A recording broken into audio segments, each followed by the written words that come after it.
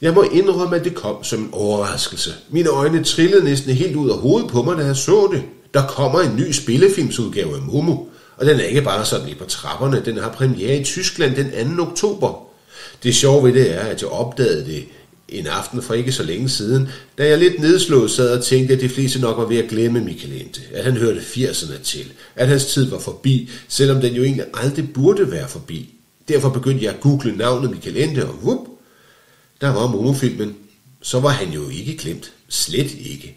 Men bare for en god ordens skyld. Altså, Momo er en roman af Michael Ende, der blev udgivet første gang i Tyskland i 1973. Og den handler om den forældreløse pige ved navn Momo, som har den superevne, at hun kan lytte til folk, og derved få dem til at sige det, de virkelig ønsker at sige. Hun dukker en dag op i et amfiteater i en by, som minder meget om Rom. Her bliver hun venner med de lokale, både børn og voksne, og jo mere Momo lytter til dem, jo bedre kan de få deres konflikter løst, og jo mere sprudler børnenes fantasi. Samtidig er tingene det ændrer sig i byen. Folk får mere og mere travlt, uden at nå mere af det, de gerne vil. De bliver nemlig forført af de grå herrer, som narrer almindelige mennesker til at spare tid og indsætte den i deres tidssparekasse. Men den tid folk indsætter, får de ikke tilbage med renter senere i livet, som ellers lovet. De grå herrer stjæler den og ryger dem i deres cigarer. Det kommer Momo på sporet af, og hun må tage kampen op imod de grå herrer, og det gør hun forresten ved ikke rigtig at gøre noget, og dog alligevel handle. Et typisk Michael Ende paradoks. Det er nemt at se, at Momo var en kritik af det vestlige kapitalistiske samfund, hvor almindelige mennesker fik mere og mere travlt med deres job, hvilket gjorde, at de blev isoleret fra hinanden og det, de i virkeligheden ønskede at beskæftige sig med.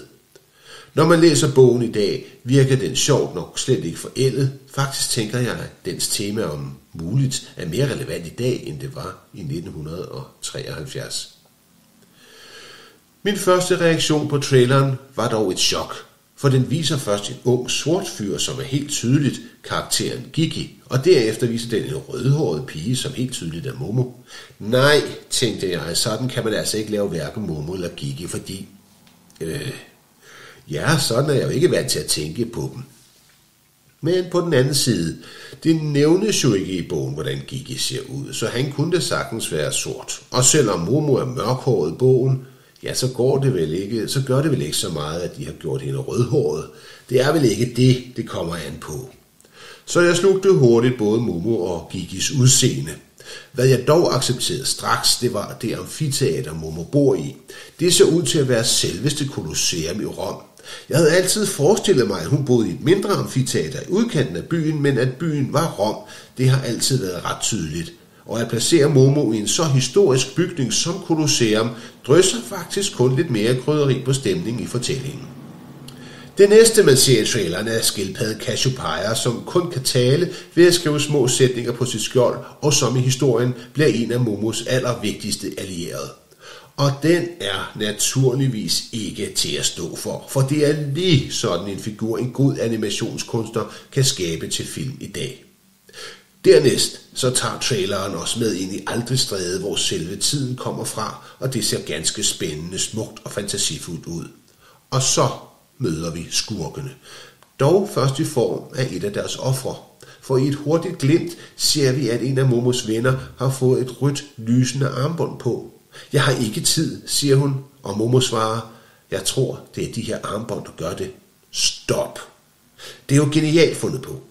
Filmskaberne har helt tydeligt fortolket Michael Endes historie og opdateret den, så den passer ind i 2025. Altså i bogen stjæler de grå herrer menneskenes tid ved at ryge den som cigarer, men i filmen er det et stykke teknologi, som menneskets lokkes til hele tiden at gå med, som er redskabet. Og minder det ikke om nogle gadgets, vi hele tiden debatterer brugen af lige nu? Skal jeg sige ordene? Mobiltelefoner. Tablets. Det er jo genialt, det der. Og det bliver ved med at være lige så godt, for nu præsenteres de grå herrer, men også de er blevet opdateret. De går stadig i gråt tøj, men de er ikke kun mænd.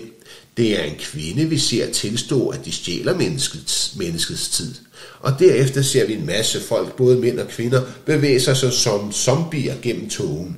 Alle klædt i forskelligt gråt tøj. Det sigter mod, at tidstyvene kan være hvem som helst, og ikke kun en skrå mænd i bowlerhatte. En farlig fjende med andre ord. Og dernæst følger nogle jagtsekvenser og billeder af nogle af Momos venner, som giver os håb. Det helt store håb kommer dog, da traileren er slut. Coming soon, står der.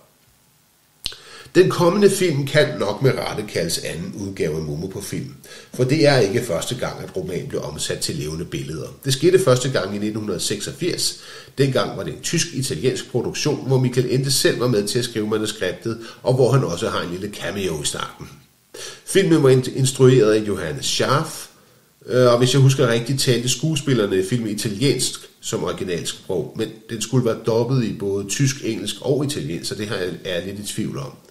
Filmen blev en kommerciel succes, og det er nok også grund til, at filmmagerne i dag tør tage historien op, denne gang med et større budget og større ambitioner, og det trænger den også til. Filmen fra 1986 er lidt tung at se på i dag.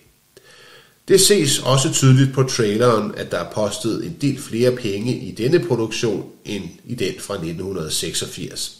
For det første ser den verden, som historien foregår i, spændende og flot ud, og så er der kastet skuespillere fra mange forskellige europæiske lande, herunder også 2 danske, nemlig Kim Bodnia og Claes Bang.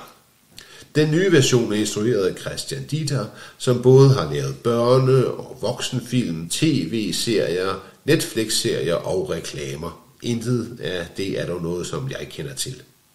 Filmen får premiere i Tyskland den 2. oktober, og jeg har forstået det sådan, at den så derefter skal vises på forskellige filmfestivaler rundt om i Europa. Og skulle vi så ikke håbe, at en dansk filmkøbmand er ressourcefuld nok til at købe filmen med hjem til det høje nord. Ellers, så må vi jo rejse til Tyskland for at se den. Det kan vi også godt. Det er jo bare lige et smut ind til naboen.